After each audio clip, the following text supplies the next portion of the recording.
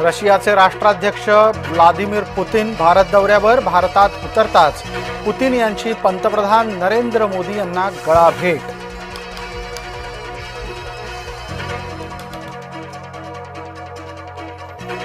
Vladimir Putin यांची dinner diplomacy, पंतप्रधान मोदींसह अमित शाह उपस्थित राहणार, राहुल गांधी यांनाही निमंत्रण।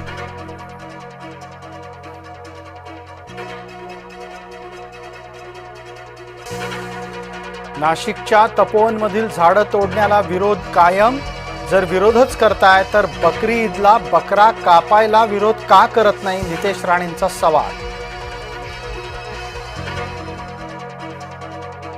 तपोवनमधील वृक्षतोडीच्या बाबत सरकारनं दिशाभूल करू नये, कोण काय म्हणालं याचं काही घेणं देणं नाही, अभिनेता सयाजी शिंदे यांची प्रतिक्रिया।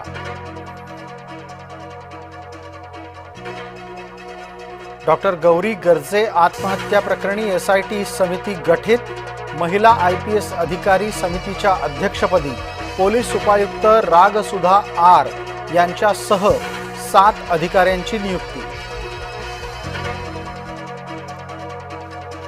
तपोवनातील वृक्षतोडीवरून ठाकरे गट आक्रमक, साधूंच्या जागा देण्यासाठी झाडं तोडणं चुकीचं।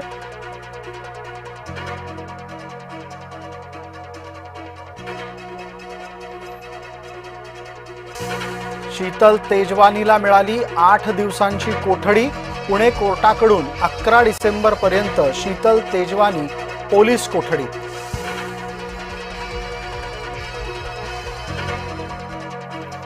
पार्थ आणि अमेडियाचा उल्लेखही गुन्हा नोंदीत हवाच, सामाजिक कार्यकर्त्या अंजली दमानिया यांची मागणी।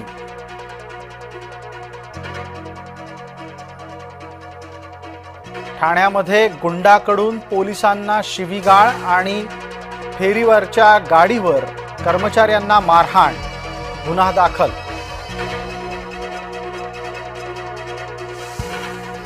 नाशिकमध्ये मतदार यादीचा घोळ सुरू, जिवंत माणसांना केलं मृत घोषित, नावही वगळली।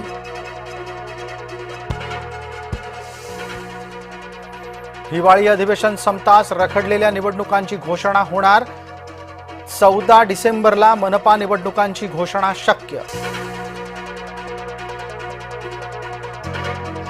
मतदान केंद्राबाहेर रोहिणी खडसे आणि पोलिसांमध्ये बाचाबाची, शिवसेनेच्या कार्यकर्त्यांची गर्दी पांगवण्यासाठी रोहिणी खडसे आक्रमक।